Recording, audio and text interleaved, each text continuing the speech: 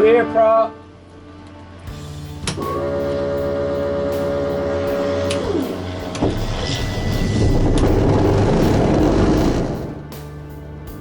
Welcome back. So just a short hop today, and actually I mistakenly forgot to plug in my little audio recorder, so I don't have the cockpit audio, but actually I didn't say very much at all this one. But anyway, so what I'm going to do is I'm going to let you watch this little short hop in real time, and at the end of that I'll give a commentary on everything that happened and go in detail on, and give you the full rundown on all the different cameras and show you everything again, so you can kind of see what happened. But anyway, for now I'll just let you enjoy this in real time without any interruption, and we'll see you on the other side of this in about 5 minutes.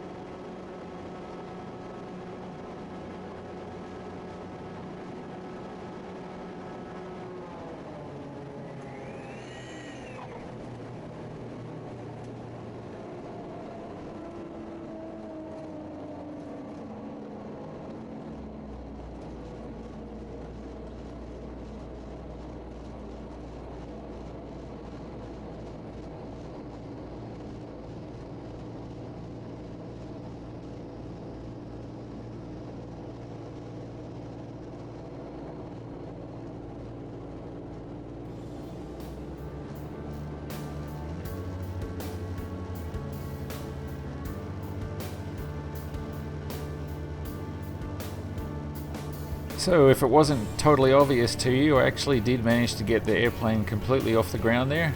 It wasn't for very long and it wasn't very high, but it was still flying. And that's been my goal for a long time now, to just carefully work my way up to it, just basically a little bit at a time, and just feeling it out and making sure that it was controllable, and understanding how the aerodynamics were working and how the weight loading was working on the wing and the foreplane. And I knew I had enough runway to do this safely, just to get it airborne, because really all I wanted to know was to be able to look at Mark's numbers and compare that to the aircraft itself, just to see that we were matching up, and then for there we can use his numbers to predict everything else. And now also too, I know what the rotation speed needs to be and the rotation angle to get the nose off and to get the mains to come off, and even know what the landing speed needs to be in order to come down with that right nose attitude. So yes, success. I know you've been waiting for this, and so have I, and it's for people who haven't been following all that long. I started this project almost 7 years ago now, when I first started the design on this aircraft, and it was 2 years later that we started actually manufacturing this, and had the facility down the way here from the airport, and then 4 years building it in that shop, and then it's been a year up here, or just slightly over a year up here on the airport, fixing all these different problems and such. But ultimately, even though it hasn't been flown for a full flight, I consider this a success. So what I'm going to do now is go through each of those camera angles and tell you a little bit more about my perspective on things and what I was thinking, and just give you some more details. So if you hang on, and we'll go through that.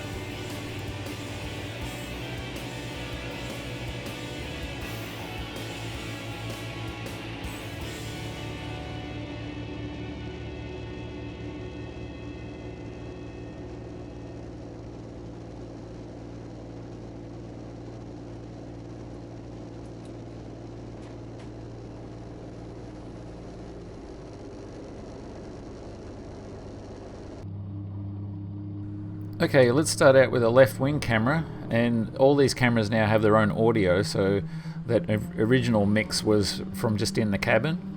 So I'll let you watch this one, and nothing interesting at this point here, just a normal run, and it was just a one and done today. Basically, I just came out here to try and do this, and once I'd done it, it was time to stop.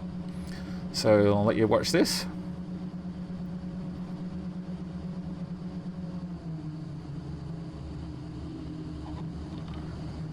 And just as I said I was going to do, I took the power off first, and then I actually didn't think I had enough airspeed, because after I fixed that nose hatch problem, it turns out there's a bit of pressure building up in the nose there, especially when it gets to high alpha, and that was making the airspeed read low, and also it was showing the altimeter wrong, and you'll see that coming up. But ultimately I didn't think I was actually going to get the nose off here, and then I pulled back on the stick, it was coming off, so I just sort of metered it in there and held it, and next thing I knew, I heard the chirp from the main tires, so I figured I'd been airborne. Alright, onto the right wing camera, and one thing's interesting about this camera, normally I edit it out in my videos, is that because it's in line with the plane of the propeller, and when the propeller goes through pitch changes, it really affects this camera. I believe that's what's happening, and you'll see right here you get a massive vibration in the camera. Yeah, and then all of a sudden it stabilizes again. I don't think it's the wing doing it. I think it's the camera itself, and the camera has a stabilizer built in, but it's affected. Anyway, so I'm doing my run down here, and as you'll see in a second there on the left hand side, you can see the windsock coming up, and that's where I'm going to pull the power there, the orange windsock, and then gently pull back on the stick a little more. And as you probably noticed, that this wing came off maybe, the wheel came off maybe an inch, and the other one maybe a little bit more, so it was a little bit low on this side, but I wasn't really putting any aileron in. And as you can see, I didn't have any problem stopping here. I'm on the brakes, but I'm not standing on them. And overall, just did what I've been sort of preparing to do now for a long time, and what I've been practicing the last few weeks, or the last few runs out at least. Anyway, let's move on to the next one. Alright, so this one's the Garmin Verb camera with the GPS overlay on it, as you can see. And that chart in the bottom left corner, for anyone who's new, is just showing the speed over time. And this is obviously where I accelerate. You can see the chart goes up there. And there wasn't any wind today at all to speak of, so I was able to keep it on centerline fairly easily. Normally we have crosswinds here. And GPS speed was reading a lot higher than my indicated airspeed on the G3X, and that's why I figured something was not right with that. And there's a windsock there on the left.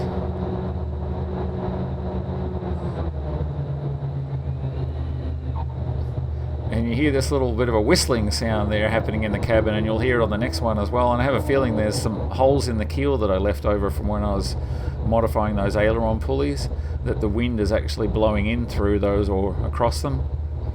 So I'll get that fixed and block those up.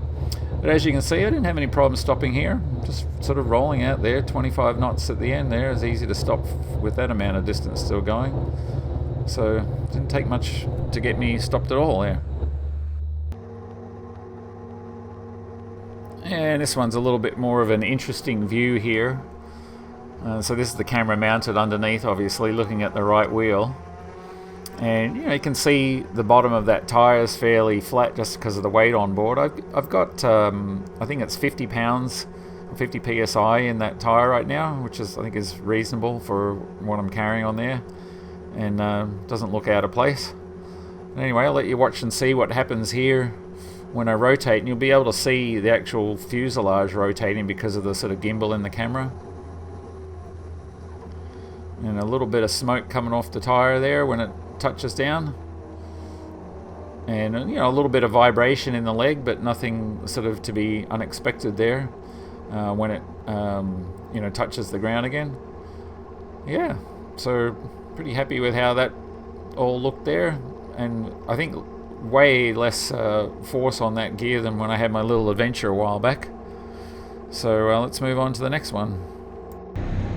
Okay, so this is the GoPro on the G3X display here, and things to be looking at there is the altimeter on the right side that says about 1250 right now, and the airspeed on the left side, which is double dashes right now because it only registers at 20 knots. And below that you see the ground speed, the GS, at 12 knots right now.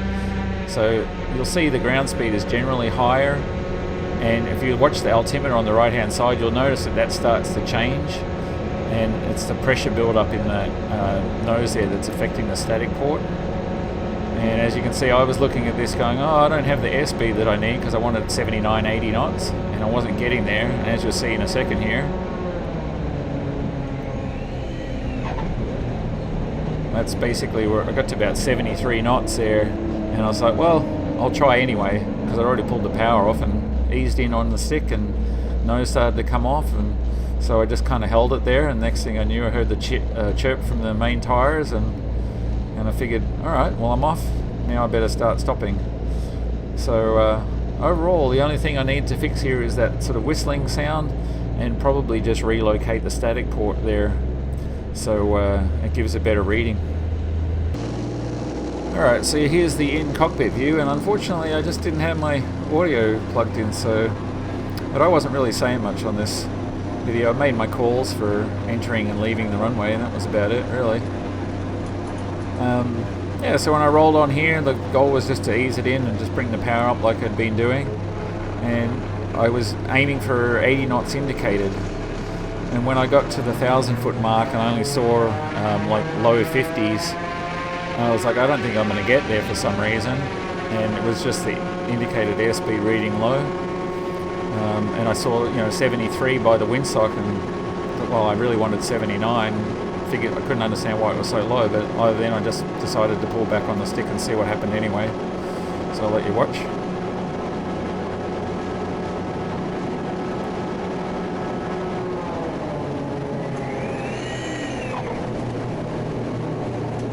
Yeah, and that was it. And I figured right then, okay, I was off. And didn't have to put much effort in on the stick to pull it back, and as you know, once that nose started coming up, it came up more than what I expected. In fact, if you look back on that GoPro, it was about 8 degrees of nose up attitude, and I was only going for about 5, maybe 6. And that's why, you know, I just pushed back down again. But it never felt like it was going to sort of flare up too high or anything like that. It always felt controllable, and you know, I didn't drift, or one wing didn't drop or anything like that. And apart from that whistling sound, you wouldn't have really even known that I was airborne. And in fact, I might leave that whistling sound because it's a little bit like a stall warning horn in a way. Anyway, let's have one more look at the camera there on the left wing. I'll zoom in on that left wheel and see how that looks. Alright, so close-up view on the 3 wheels first, in regular motion, regular speed.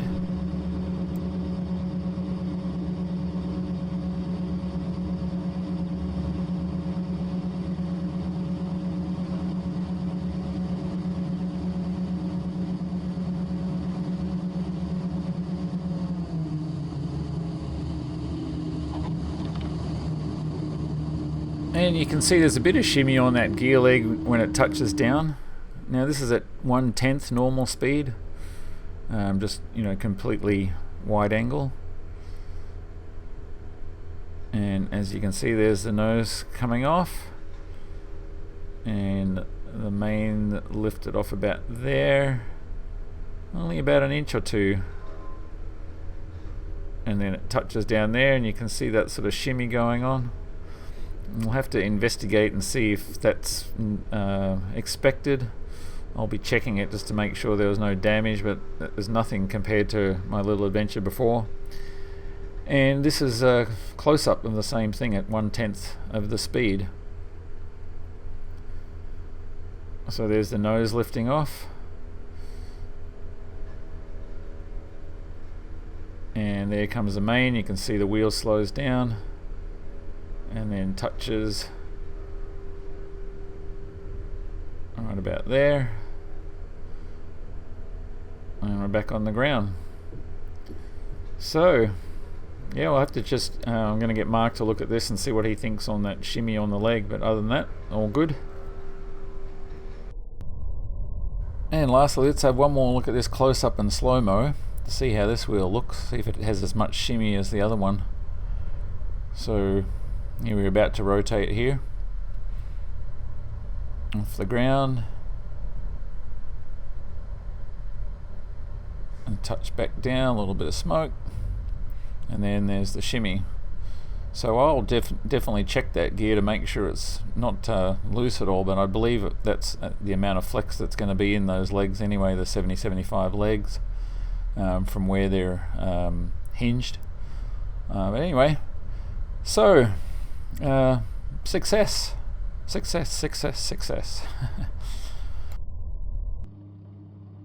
And I've already had a discussion with Mark about this. He hasn't seen the video yet, but after he's seen it, we'll have another one. And he's pretty much in agreement with the numbers and how things are matching up. So I think we can take his projections to you know, fairly accurately predict climb out speed and that sort of stuff. And now that it's been off the ground, Justin can come along with Elliot to fly chase, and they can take it up to 10,000 feet and do their first flight with it. And then after that, we're off to the races, just doing the rest of the flight testing. So yeah, I'm pretty happy with how it all turned out. Not sure what it'll be in the next video. I'm not going to be doing this again. The goal was to do it once and then get the test pilots out here, or at least try and get it done before they got here, and I managed to do that. I'll keep running the aircraft every now and then just to keep things fresh and check on the gear and see if I can fix that the static port problem, so I get better readings on that. It's something I can test without trying to get the airplane off the ground again. And the whistling sound is something we're just going to have to find out next time we get the high alpha, because that's what's happening there. Pretty sure it's just air coming in the nose compartment there, and it's rushing down the keel, and the sound of it going past some of those holes I drilled through there is making the whistle. It sounds like where it's coming from, because you can hear it in the cabin but not very many other places, and there's no other real places that high pressure air could be coming in the cabin other than those couple of holes. Anyway, I'd like to thank everybody who's put in any sort of time, effort, Jeff especially for all the time he put in building this aircraft, and all the other guys who worked along the way and put in their time. And I'd like to thank everybody who's been following along on YouTube and commenting and providing support and encouragement, and even the naysayers there, because when you say that I can't do something, I'm going to turn around and do it anyway. So you're just helping me. Anyway, that's going to be this video, and we'll see you on the next one. And until then, I hope you enjoyed this one.